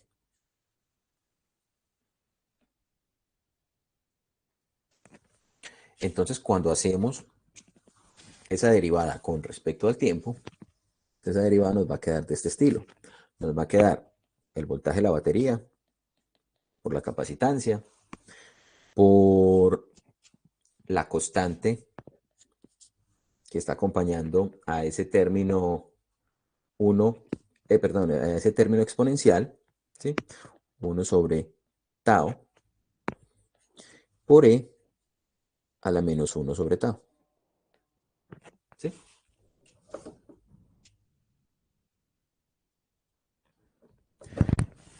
Bien. Y entonces, ¿aquí qué va a pasar? Aquí vamos entonces a reportar esa expresión. Miren que se nos cancelaría, considerando que este tau que tenemos acá es R por C. Entonces miren que acá, una vez lo que tenemos es el voltaje de la batería, se nos cancela la capacitancia, nos queda la resistencia, y nos queda una expresión E a la menos 1 sobre tau por T. ¿Listo? Entonces, esta sería la expresión para la carga del capacitor. ¿Sí? Es la batería, el voltaje de la batería sobre la resistencia por E a la menos 1 sobre tau T. ¿Listo? Este término de acá, miren que sería como la corriente inicial. Y a medida que va disminuyendo o que vamos aumentando el tiempo más bien, que nosotros graficamos corriente, donde acá tendremos un valor máximo. Ese valor máximo va a ser el voltaje de la batería sobre R. Y a medida que pasa el tiempo, este sí es justamente dependiente de una función exponencial decreciente. Entonces pongámoslo en otro color. Entonces la corriente empieza a disminuir, siendo una corriente cero. Entonces cuando el tiempo tiende a infinito, la corriente va a tender a cero. Bien. Nos quedaría faltando únicamente la descarga del capacitor. Vamos ahora a describir el proceso de descarga del capacitor. Tenemos entonces el capacitor que se ha cargado y que entonces tiene una carga equivalente al voltaje de la batería por la capacitancia del mismo. Esta sería la condición inicial en la que vamos a partir. Si nosotros tomamos el circuito que propusimos hace un momento, vamos a tener acá una batería con el voltaje de la batería. Acá vamos a tener ese interruptor de dos posiciones en nuestras posiciones A y B. Y ahora lo que vamos a hacer es suponer que el interruptor ahora va a pasar a través de la posición A la posición B. Entonces por acá teníamos una resistencia. Y acá vamos a tener el capacitor.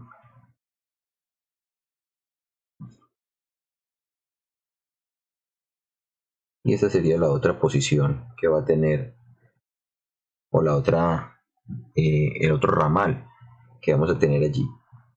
Recuerden que en este caso ya tenemos el capacitor completamente cargado con cargas positivas aquí en la placa superior y cargas negativas en la placa inferior. Esta sería entonces la situación.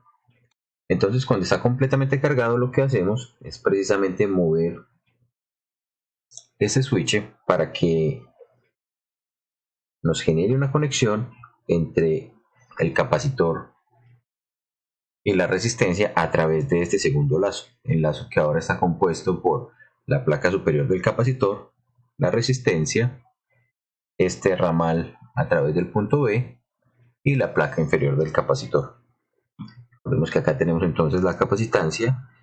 Esta sería nuestra carga máxima o la carga Q sub 0 desde la cual vamos a iniciar. Idealmente sería la carga completa del capacitor, pero el capacitor se puede descargar en cualquier instante, ¿cierto? Se va a descargar justamente cuando alcance una cierta condición o cuando determinemos desplazar el interruptor de la posición A a la posición B. Entonces acá tenemos la capacitancia de este sistema. En este instante entonces, ¿qué es lo que va a ocurrir? Vamos ahora a tener una corriente que va a fluir en esta dirección. Esa será la corriente en la descarga.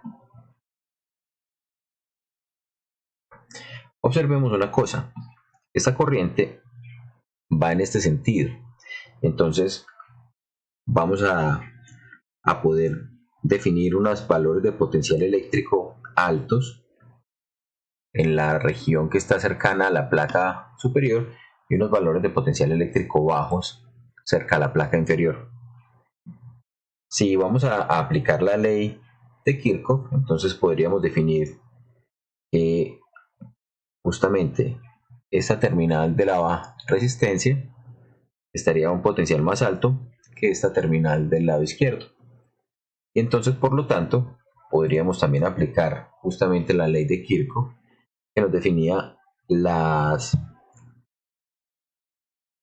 que la trayectoria cerrada cuando recorríamos los voltajes en el producto de campo eléctrico y desplazamiento igual a 0 sería entonces el menos voltaje a través de la resistencia, considerando que vamos en esta dirección, estamos recorriendo, podemos definir unos nuevos puntos aquí, digamos los puntos A, en este caso después de pasar la resistencia podremos definir el punto B, y observen que acá lo que vamos a tener es toda una equipotencial, todo este valor de aquí es una equipotencial, entonces justamente cuando llegamos desde el punto A hasta el punto B y volvemos hasta el punto A, hemos cerrado el lazo. Entonces podemos decir que nuestro lazo será el lazo desde el punto A hasta el punto B y regresar al punto A.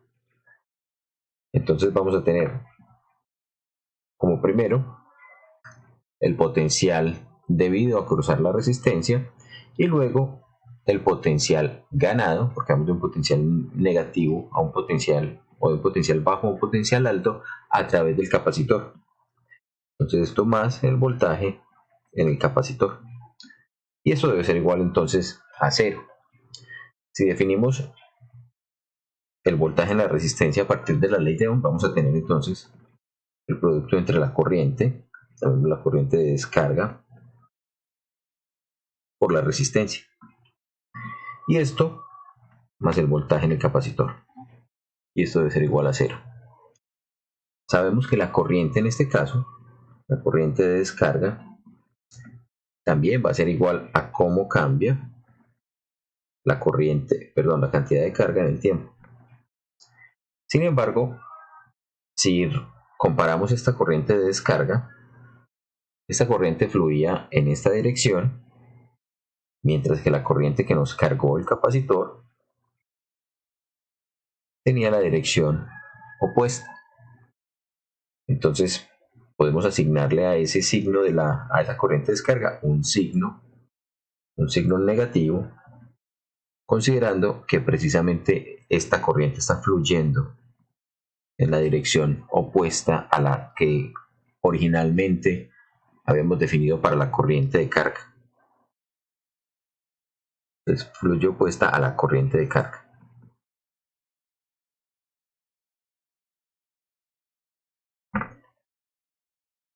Nuevamente, reemplazando entonces esta expresión, vamos a obtener justamente una ecuación diferencial. ¿Cómo la vamos a obtener? Sabemos que entonces el menos la variación temporal de la corriente, de la carga, que es la corriente, multiplicada por la resistencia, más el voltaje del capacitor, que es la carga almacenada, la carga sobre la capacitancia, va a ser igual justamente a 0. Esta ecuación diferencial entonces que tenemos aquí, la podemos resolver también haciendo una separación de las variables que tienen que ver con la carga y las variables temporales por otro lado. Entonces aquí lo que vamos a hacer es justamente reorganizar los términos de tal forma que tengamos la variación de la carga o el diferencial de carga sobre la carga Y eso va a ser exactamente igual a menos 1 sobre R por C. Entonces miren que acá nuevamente nos aparece una constante temporal, y como el circuito es exactamente el mismo que teníamos cuando cargamos, esta constante temporal va a ser exactamente la misma que teníamos anteriormente. Y por acá vamos a tener multiplicando al diferencial de tiempo. Las integrales entonces las definiremos en este término, considerando que justamente tanto la resistencia como la capacistancia no están cambiando. En el caso en que una de ellas esté cambiando, entonces deberá estar aquí dentro de la función temporal. Los límites entonces van a ser, para el límite 0 de tiempo 0 en la descarga, la carga inicial va a ser la carga Q sub 0, y para un tiempo t cualquiera, la carga va a obtener un valor Q dependiente del tiempo. Miren que la integral ahora de esa diferencial por unidad de carga, o de diferencial de Q por carga, va a ser justamente el logaritmo natural de la variable Q, evaluado entre los límites. El logaritmo natural de Q evaluado entre Q sub 0 y Q. Este Q es precisamente la carga como función del tiempo. Y este va a ser simplemente la integral de diferencial de t entre 0 y t va a ser t, entonces menos t sobre rc. Cuando evaluamos los límites de ese logaritmo natural, nos vamos a quedar entonces con el logaritmo natural de q de t sobre q sub 0, porque recuerden que la resta de logaritmos naturales equivale al logaritmo natural de la división de los logaritmos. Y esto va a ser igual entonces a menos t sobre rc.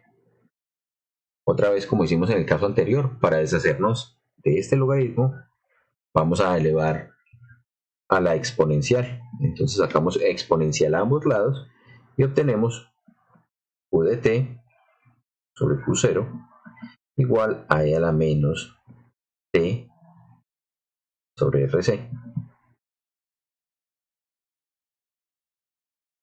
Esta se me quedó fea.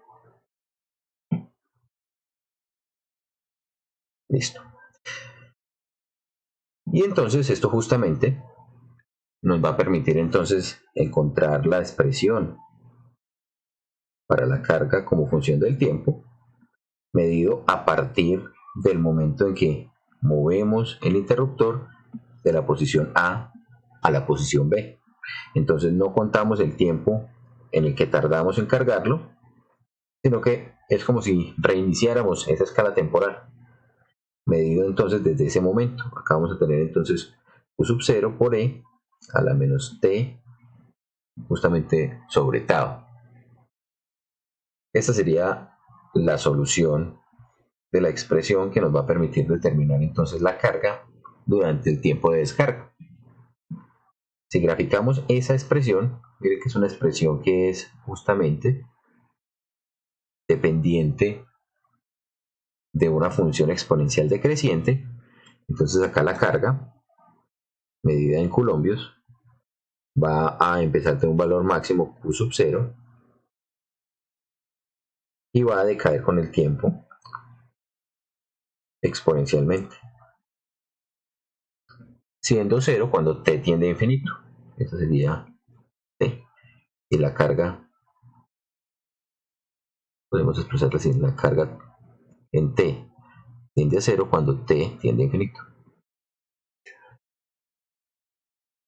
Nuevamente también podemos entonces analizar qué ocurre con la carga a medida que van evolucionando el parámetro temporal o el parámetro tau, y esa constante de tiempo entonces también nos va a permitir determinar cuánta carga vamos a tener en el capacitor cuando haya transcurrido, por ejemplo, un tau. Entonces aquí miren que simplemente la carga cuando ha ocurrido un tau es Q sub 0 por E a la menos 1. Eso equivale a 0,367,9 o aproximadamente el 36,8% de la carga Q sub 0 o de la carga inicial. Entonces, si observamos la gráfica, cuando llevamos un tiempo igual a tau, tendremos entonces el 36%, 37% de la carga aproximadamente de Q sub 0, cuando acá ha ocurrido un tau. Si consideramos 2 taus, entonces tendremos Q sub 0 por e a la menos 2. Y esto será el 0,1353 Q sub 0, o aproximadamente el 13,5% de la carga inicial, cuando han pasado 2 Q sub 0. Y si evaluamos en Q igual a 3 tau, vamos a tener aproximadamente el 5% de la carga inicial. También, si queremos conocer la corriente, recordamos entonces que la corriente de descarga es justamente menos de Q de T. Sacamos la derivada temporal de esa expresión que obtuvimos para la carga.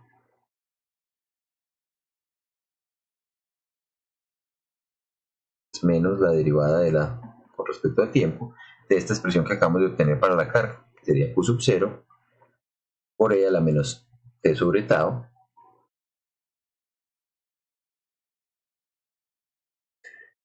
y eso es justamente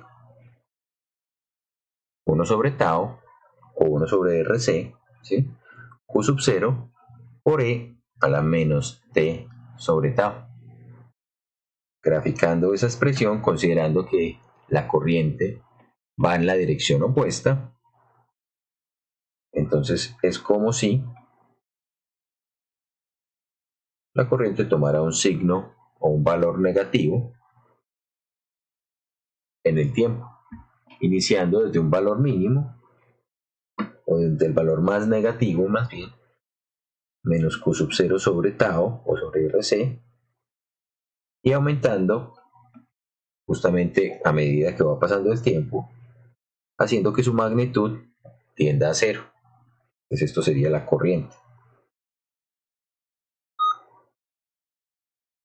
La corriente medida justamente en amperios.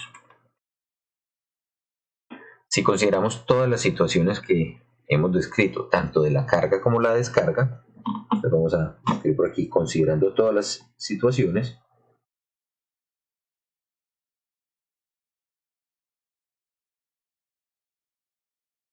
podemos graficar la carga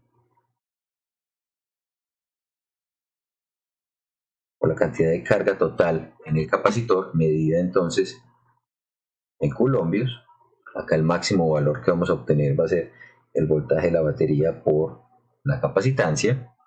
Ese será nuestro límite de carga. Este será el valor máximo que va a obtener. Y aquí podemos graficar entonces la constante de tiempo. Y podemos decir que en el proceso de carga lo que vamos a tener entonces es que precisamente el capacitor se va cargando. Cuando ha pasado un tiempo muy largo, supongamos que este punto, considerémoslo como el punto en el que vamos a generar la descarga. Pues hasta acá analicemos el proceso de carga. Y a partir de acá analicemos el proceso de descarga. Entonces, en ese punto vamos a considerar la descarga. Y la descarga ocurriría entonces desde un valor máximo hasta justamente llegar nuevamente a 0. Con respecto a la corriente, observen lo que está ocurriendo. Si graficamos la corriente conservando valores positivos de la corriente para el caso de la carga o para el caso de la etapa de carga y negativos para el caso de la descarga, acá nuevamente vamos a tener el tiempo. Acá vamos a poner la corriente medida en amperios. La máxima corriente que vamos a alcanzar va a ser B sobre R. o el voltaje de la batería sobre la resistencia.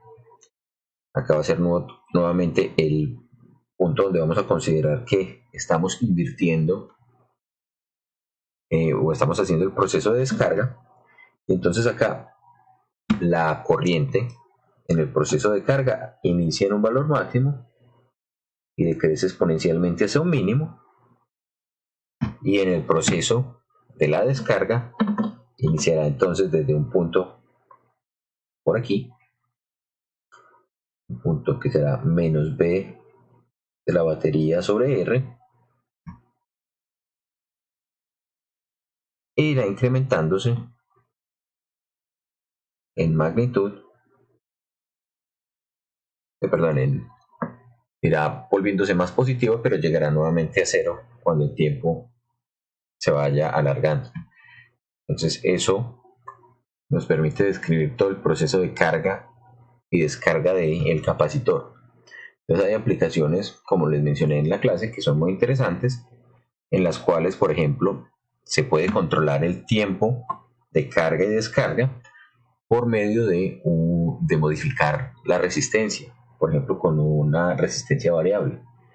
Eso es lo que hacen los limpiaparabrisas. En esos sistemas, por ejemplo, yo puedo controlar la resistencia y modificar el tiempo de carga y descarga del capacitor. En otros casos, por ejemplo, vamos a tener elementos que van a estar conectados con unas ciertas terminales, y entonces cuando el capacitor se ha cargado hasta un cierto valor de voltaje, se alcanzan valores de campo eléctrico lo suficientemente grandes para que haya una descarga del capacitor. Es una región que por ejemplo estaba cargada, o una región que antes no tenía una conducción, se vuelve un conductor. Esa es otra manera entonces también de hacer un circuito de carga y descarga. Bien, les agradezco entonces mucho por su atención, y hasta el tema que acabamos de ver entra en el examen que haremos después del recién.